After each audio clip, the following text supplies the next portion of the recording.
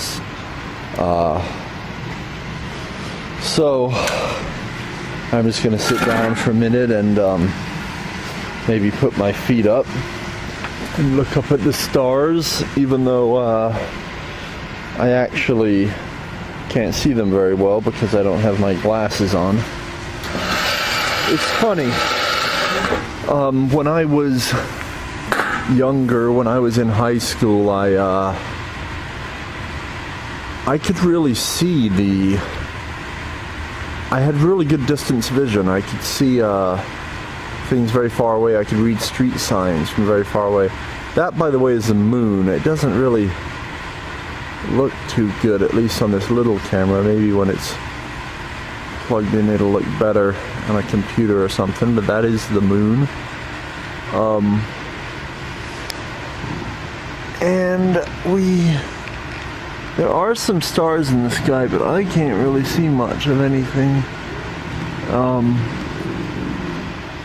Yeah. So I guess we'll stare at the moon for a minute, or maybe we'll just stare at the yard for a minute. So, shortly after I got married, my wedding ring, I mean, this was literally a couple days after my wedding ring, I went for a swim in this pool here and it came off. I couldn't find it. I assume it must have gone down the drain, and tried running water through the pipes to see if we could push it out, and no luck. It's a 14 karat gold ring. It is a size, I believe I actually don't even remember what size it was, but it's a pretty big ring, and I believe someday in the distant future it may be worth digging up that pool just to get that ring out, because that's where I think gold's going. I believe that certainly in nominal terms gold is going through the roof because the dollar is going through the floor. But in very real terms, I do believe that gold is going up, and I believe it's going up dramatically, because I believe the dollar is going to collapse, and when it collapses, I think people are going to need a way to make exchanges, to transact.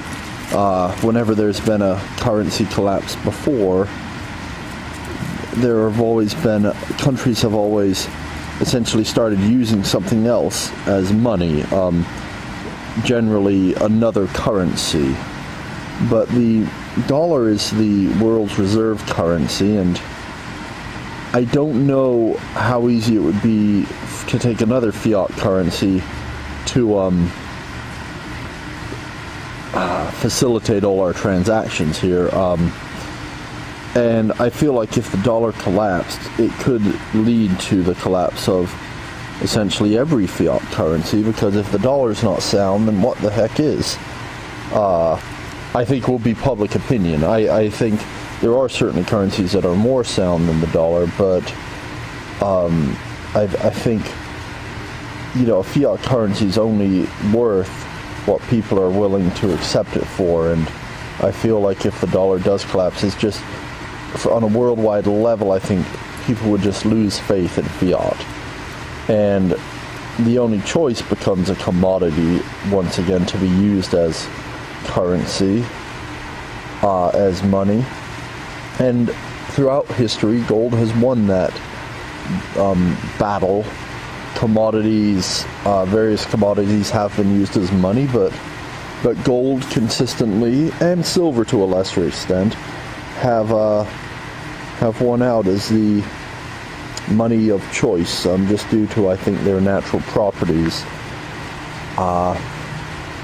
So I believe, ultimately, the dollar will collapse. I believe other fiat currencies will collapse, and I think the world will return to a gold standard. Now, I don't know the exact number, but I know that right now, as many transactions as there are in the world, that there's not nearly enough gold at its current price to facilitate all those transactions. What that means is that if we did return to the gold standard, that the price of gold in real terms would have to go up astronomically. I don't know the exact number. Gold today is worth around $1,700 an ounce. What's that worth? $1,700. You could buy a cheap car for that much. You could, maybe a nice kind of sofa might cost that much. Some of the treadmills we were looking at, kind of middle of the road, they were around that price. Just to give you an idea in real terms what $1,700 is. Well, in real term, or in real terms, if we return to a gold standard and somehow the dollar hadn't collapsed, just to facilitate the transactions of today, so this is not considering any inflation, gold would, I believe, have to be priced between $20,000 and $30,000 an ounce, which is what's that, about 150%, or what? No, 1,500% increase, something like that. So that ring I dropped in the pool is, let's see, it's 14 carats. And it's very small. I'm thinking I'm trying to remember, I actually figured it out once. I believe it has close to 1/10 of an ounce of gold. So let's see. So 1/10 of an ounce of gold is worth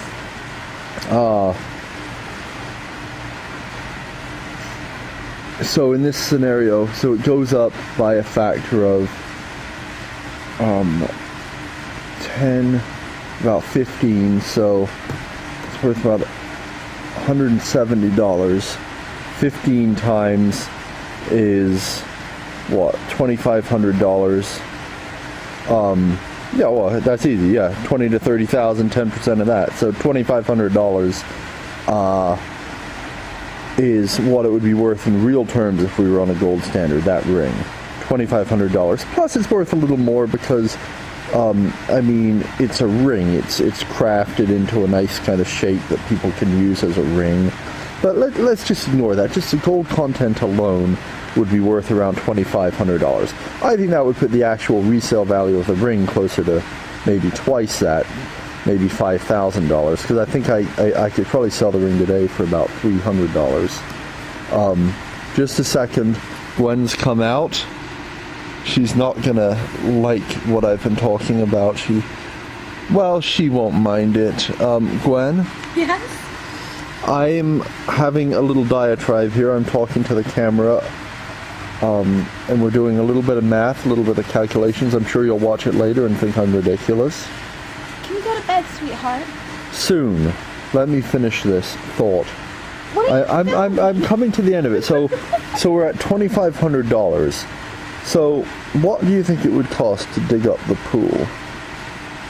That's a question. Today, well, what's a pool worth?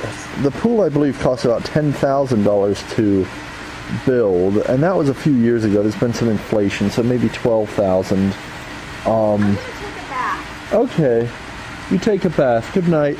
So let's assume you had to ruin the pool. So that's $12,000 plus, the cost of digging it up, probably another few thousand. Say $15,000. We're at 25. Trying to make the math easier on myself. Okay, $15,000. Say that's what it would cost to dig up the ring, as far as including all the damage you would cause in the pool. $15,000. Now, we're saying the price of gold is only $2,500. So, how do I explain that extra factor of 6? Well, I'm going to be an optimist for a minute, and the thing is, right, we return to a gold standard. We've never been in this situation. Fiat currency throughout the world, right? Like, I mean, that's crazy. We've never experienced this kind of a situation. Fiat currencies have come and gone throughout history, but we've never had the entire global economy on such a standard. I believe when it collapses, that it will be a very, very long time before mankind is willing to experiment with fiat again. I think that it will take at least a couple of generations before people forget how bad it was initially, and how badly it ultimately failed. So what that means is I think we'll be on a gold standard, and I think a gold standard is very good, because the thing that a gold standard does better than a fiat standard, and possibly the best, well, really the only reason to have a gold standard in the first place, it constrains government. If government can't produce money, then government can't manipulate interest rates.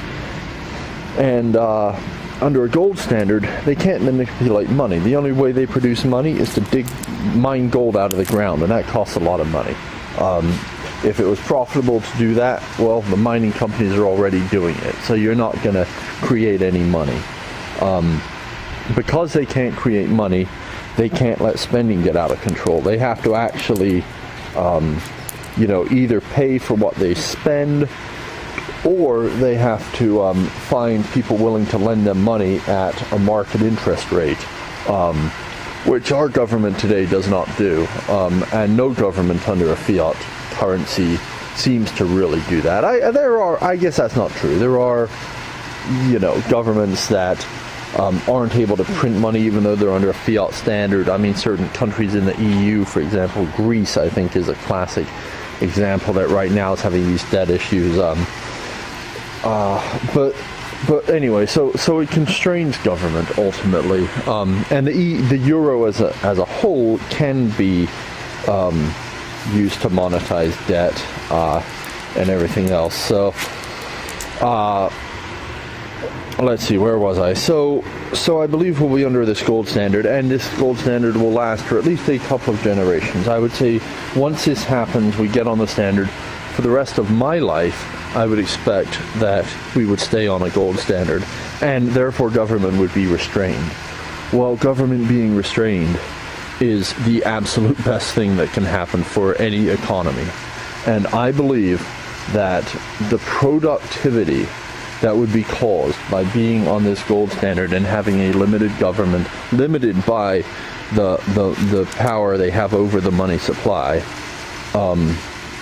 that kind of an economy will grow. And it's going to be a tough few years. We're going to go through somewhat of a hell, I would say, in this country and possibly throughout the world. But technology exists, innovators exist, and if you get government out of the way, I believe that the free market will produce to the extent that when you're on a gold standard, if the supply of money stays constant and you're constantly producing more and more goods, and it's cheaper to produce goods in real terms, well, that causes deflation. It causes the value of the money to go up.